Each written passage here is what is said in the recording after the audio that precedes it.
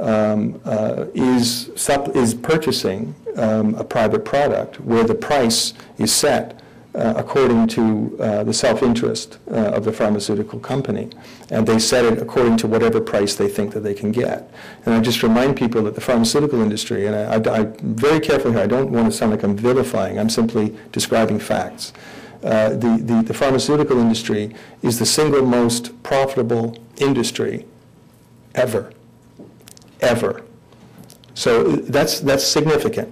And when a company can charge a price for a medicine that yields thousands and thousands and thousands of % profit, there's something fundamentally wrong with that. And when that is accepted by a public purchasing system, there's something fundamentally wrong with that.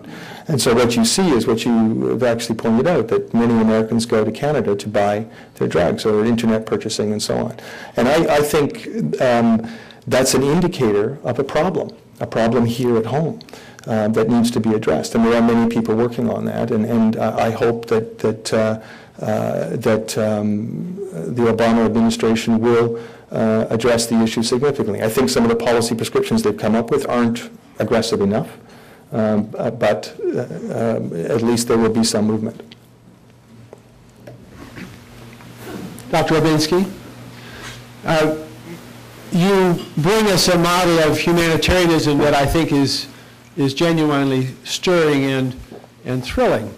And yet, every humanitarian gesture, a helping gesture, carries a moral hazard of creating dependency and failing to instruct or provide help towards self-help.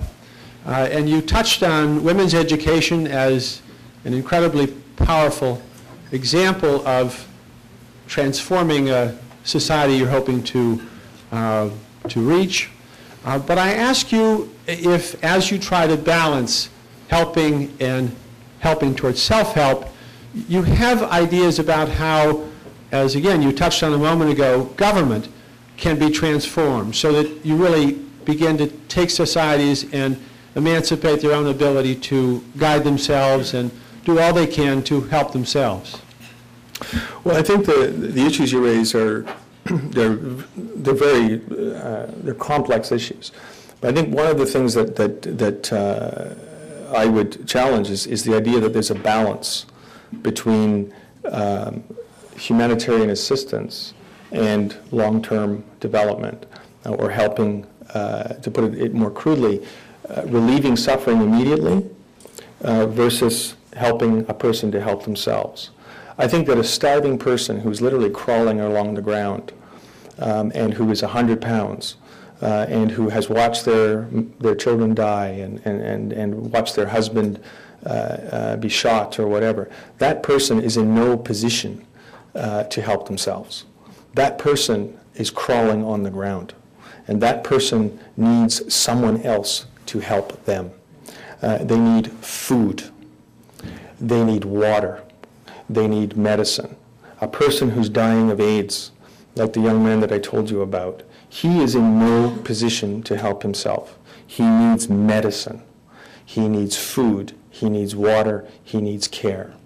Now, that is, in my view, that's what humanitarianism is about. It's about the direct and immediate actions to relieve suffering. It's also about helping people restore their own autonomy so that they can take responsibility for their own destiny. And there, long-term development strategies, long-term approaches to self-help, to helping people help themselves, I think they're highly, highly appropriate. And I think that we often make this mistake that these two perspectives are mutually exclusive, that you either do one or you do the other. We have to do both. And we have to make sure that when you help a person who is unable to help themselves, that you don't create a long-term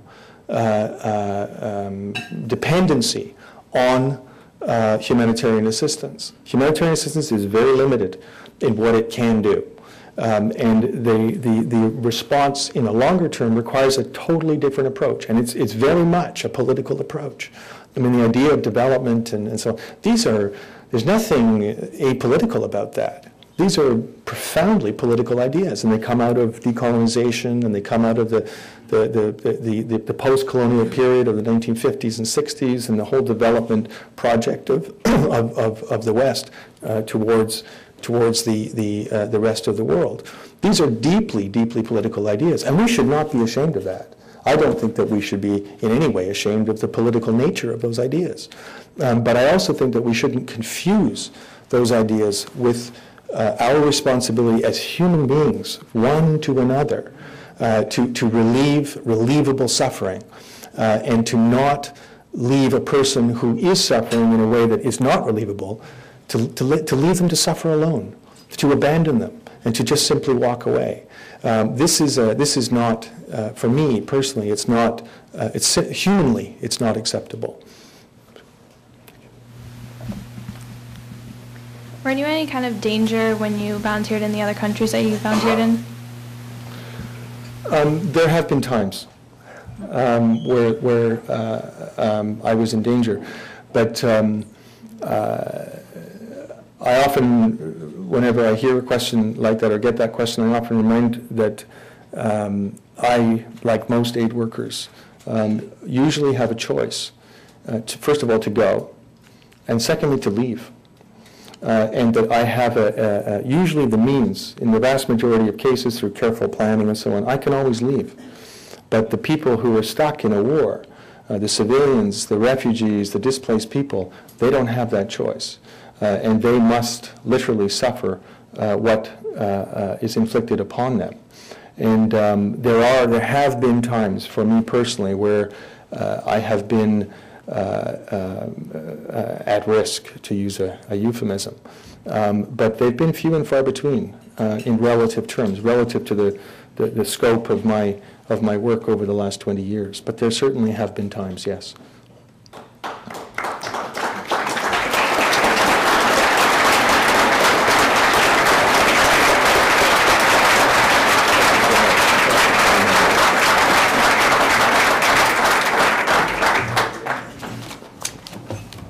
Oh, there you have it.